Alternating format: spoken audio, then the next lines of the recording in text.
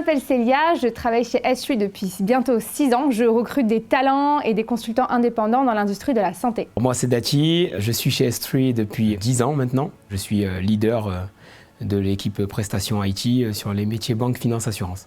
Je m'appelle Maxime Godebex, ça fait 7 ans que je suis chez S3.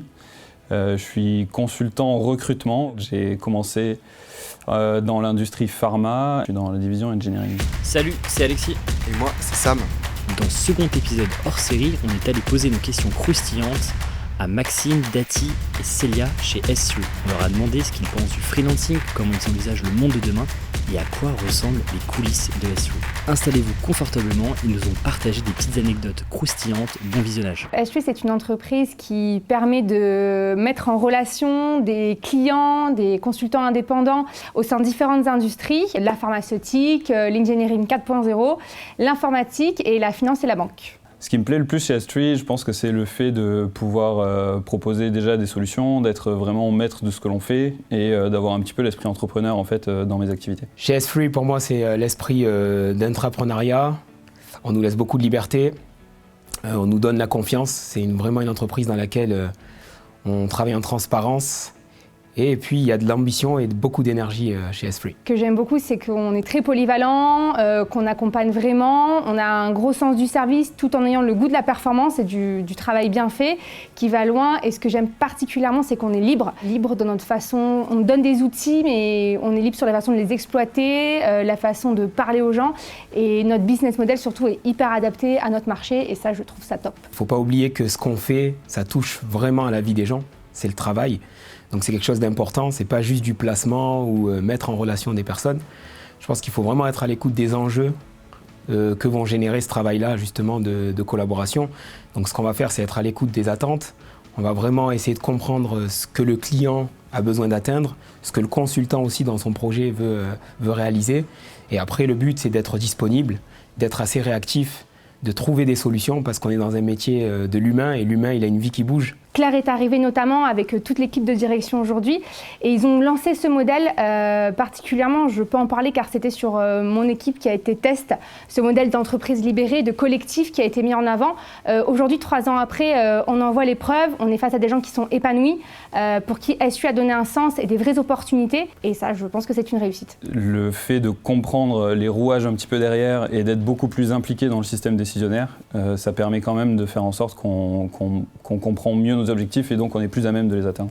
L'entreprise libérée, pour moi, c'est un changement au niveau hiérarchique, une structure beaucoup plus plate, des opportunités pour quasiment tout le monde.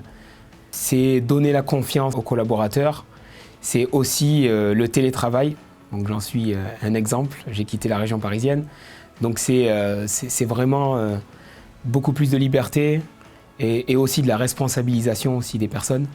Donc c'est pas parce qu'on est loin qu'on n'a pas plus de responsabilité. Donc justement on pousse les gens à prendre des initiatives.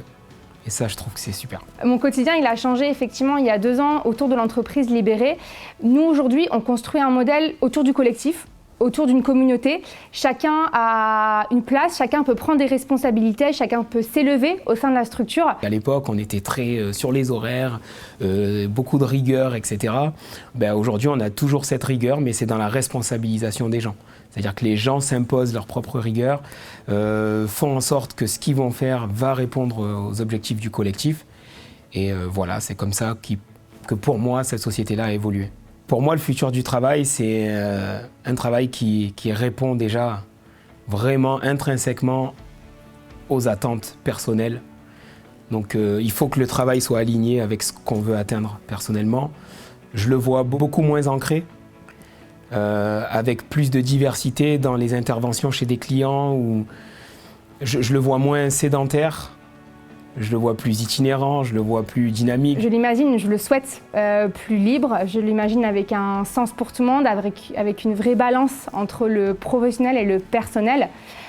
J'imagine que ça donnera des gens beaucoup plus investis, beaucoup plus productifs, beaucoup plus performants. Si j'étais ministre du Travail, belle position déjà, ce que je ferais, c'est que je parlerais avec des entreprises et je leur demanderais d'avoir un pourcentage de freelance sur l'ensemble de leur recrutement qui est un pourcentage minimum de freelance. Ça les aiderait à s'adapter un petit peu au changement, à être au fait de ce qui se fait dehors. Si j'étais ministre du Travail, je pense que ce serait peut-être de parler avec le ministre de l'Éducation, parce que je pense qu'il y a besoin quand même d'avoir une espèce d'évangélisation aussi du freelancing et qu'il n'y a pas que le CDI dans la vie. Je mettrai en place un projet pour qu'ils puissent accéder plus facilement à la propriété, au crédit, etc.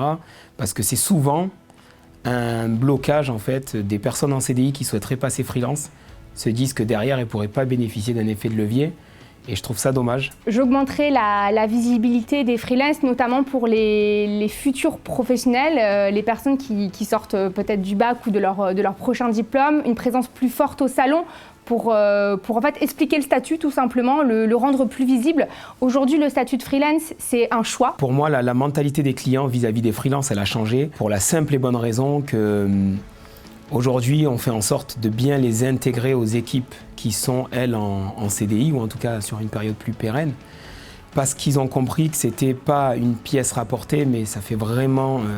c'est une jonction avec ce qui se passe en interne. On accepte moins le côté hiérarchie, le côté entreprise à l'ancienne en fait.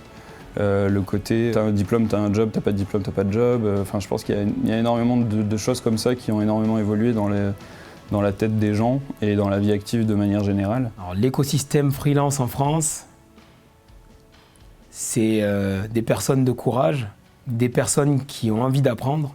Et je pense que quand on a fini d'apprendre, on est quelqu'un de fini. Donc eux n'ont pas le choix, ils le font tout le temps. Ils doivent se mettre à la page et ils ne sont pas sûrs de savoir où travailler le mois prochain.